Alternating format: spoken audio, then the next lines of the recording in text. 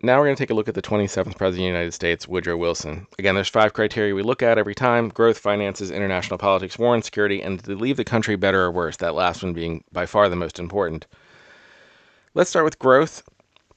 Wilson had one of the greatest accomplishments any president has ever had with the passage of women's suffrage. A constitutional amendment happened on his watch. Very difficult to achieve. Huge, positive, nothing but good things to say about that. It's an embarrassment it didn't happen to the 1900s. But that was the second constitutional amendment he passed during his administration. The first was prohibition. This is kind of what you'll see as a running theme for a lot of Wilson. He does things that are very, very impactful. If we're talking about most impactful presidents, I think Wilson's very close to the top.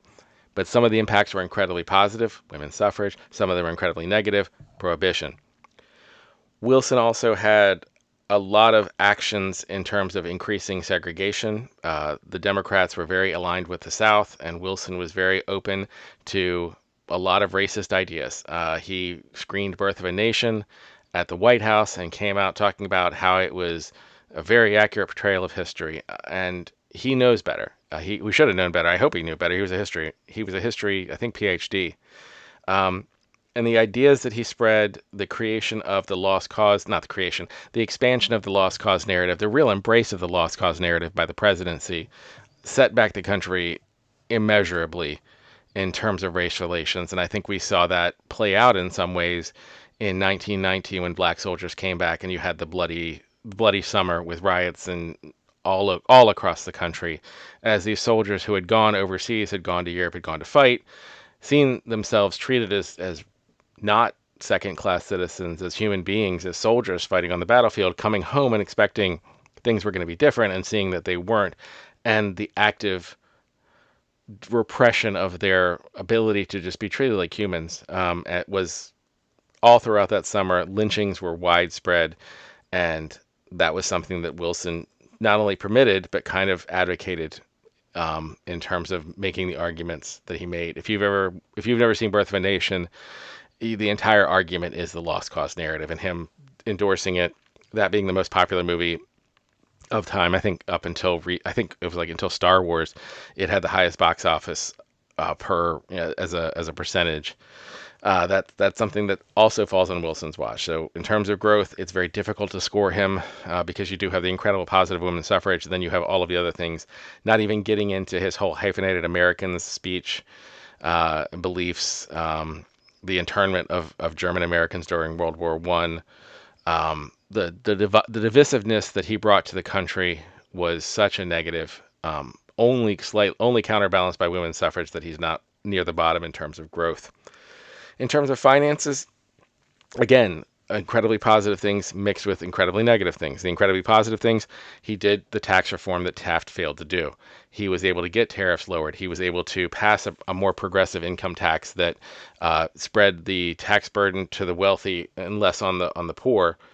The creation of the Federal Reserve and the Federal Trade Commission were both very positive things that helped regulate the economy. However, you do have to acknowledge the end of his term had a massive recession, one of the largest instances of deflation in American history. You can make the argument it was because of the contraction of the economy post-World War I, because of the Spanish flu outbreak that had ravaged the entire world from 1918 to 1920. There are reasons you can rationalize that it wasn't Wilson's fault, but I would also point out that it happened right after Wilson had the stroke and was still trying to hold on to the presidency. In fact, his ego was such that even though he had had the stroke, and by most accounts, he was clearly in physical and mental decline, in no condition to continue the presidency, he was still trying to convince people to allow him to run for a third term, an unprecedented third term, breaking the tradition. Because again, at this point, there was no actual law saying you couldn't run for more than 2 terms, just the tradition. His ego was such that I don't give him as much grace as I might for another person, because I do think if you're going to be the all-knowing totalitarian, you have to take the responsibility when things go bad on your watch. In terms of international politics, this is where it gets much more complicated. I think you can look at what he said and the idea of the League of Nations, the 14 points, Wilsonian democracy, and these were all positive shifts. Wilsonian democracy, I know you can look at it as just imperialism by another name. I don't think that's quite fair. I do think it's definitely a very patronizing, very paternal mindset that I would not advocate in a modern world. But again, we're comparing it to what came before, and in contrast to colonialism in the terms of occupation and abuse and just taking control of a country and taking resources and giving people their no rights. I think it is significantly better to advocate projecting democracy to various countries. I think that's a better process. Again, still very patronizing, still probably not a great approach in modern sense. There's a lot of things you can say bad about Wilsonian democracy, but I think it's a bigger step. I think it's a big step forward. The problem is these are all the things that he said, not necessarily the things that he did. And he has one of the biggest knocks against him that I think any president has for a decision, and that was the failure of the Treaty of Versailles at the end of World War One, which left the German-Austrian area in such a condition that you did have the rise of Nazism.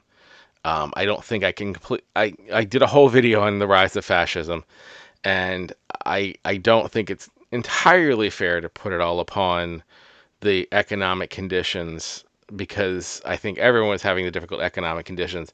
But I do think Wilsonian racism is an understated thing that was also part of the discussion. And I think that's something that really spread in America, not just in terms of racist ideology, also the eugenics movement, which I did another video on eugenics, and how these ideas from America really did spread to Germany.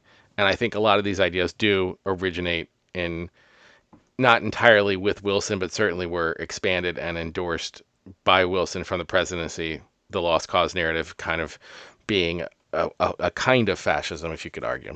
But in terms of international politics, he was able to make America a very important negotiator of the peace, but I don't think he did a good job of negotiating the peace because of the long-term outcome. This is another reason why I'm hesitant to do videos on presidents until we're at least like 20 years out. If you would look at Wilson prior to World War II, you might be viewing his performance differently. But with the outcome of World War II and knowledge and how it all shook out and how much of a failure that treaty became because of the long-term ramifications, I look at Wilson less favorably. I'm still going to probably give him a generally positive international politics argument.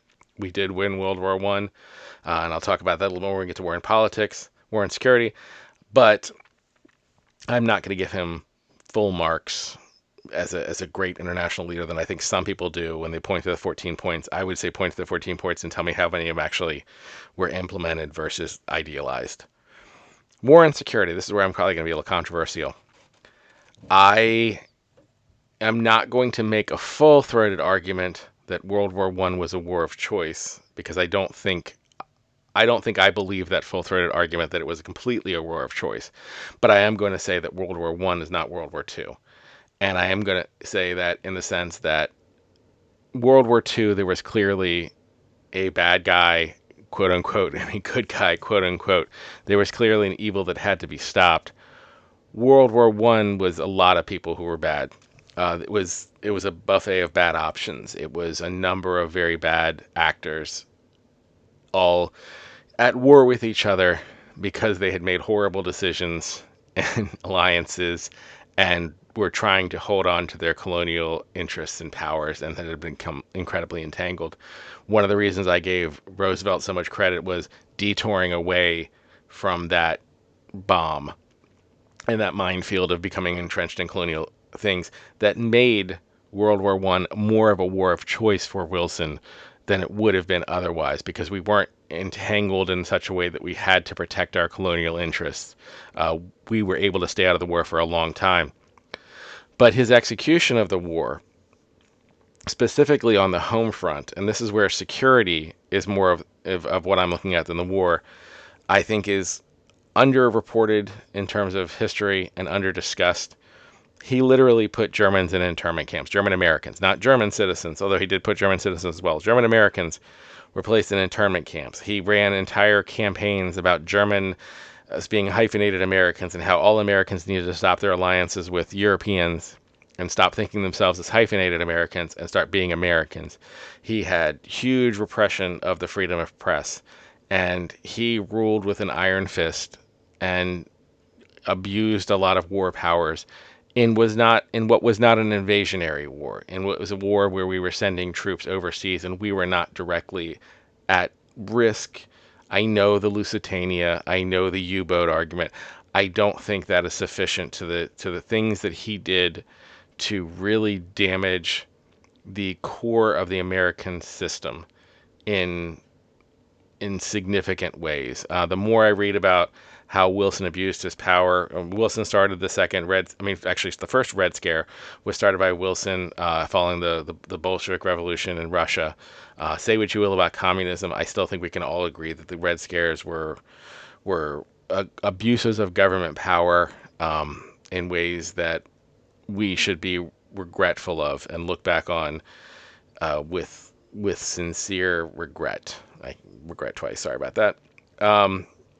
And I think also, even beyond that, in terms of war and security, people have forgotten about the Pancho Villa raids during the Mexican Civil War and how we didn't really protect our home front in a lot of ways. I think Wilson gets way too much credit for quote unquote winning World War I when you have to ask the question of, was it a necessary war in the capacity that we went into it? Did we fight that war well?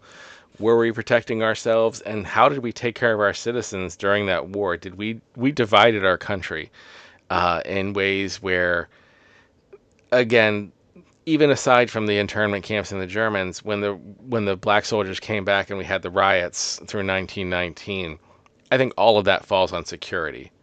And so I don't give Wilson very good marks. I don't feel like the country was very safe during his time period, not just because we went to war, but we also went to war with each other, and we created a division within our country, not just with African Americans, but also with German Americans. And we made clear, as I think that, as we all know the poem, First They Came For, I think Wilson was a great demonstration of that, as anyone who was not on his side was an enemy and was treated as such. And I think that's why when we get to the better or worse score, I feel like I want to give Wilson better scores because he did a lot of things that I think were very positive. I think that it was very positive that obviously women's suffrage is very positive, but also that we did reforms to the federal government, that we did have federal powers to regulate in ways that we hadn't before.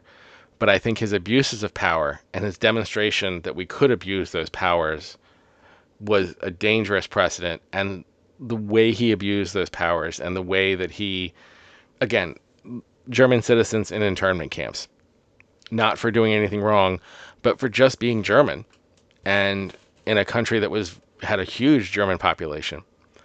In addition to expanding segregation, basically openly praising neo-Confederate ideas in the Lost Cause narrative. All of those things are very, very negative. So where does that make me put Wilson?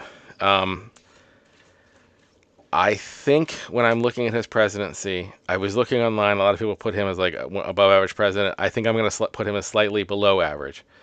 I think I'm going to put him at number 15, just below Zachary Taylor.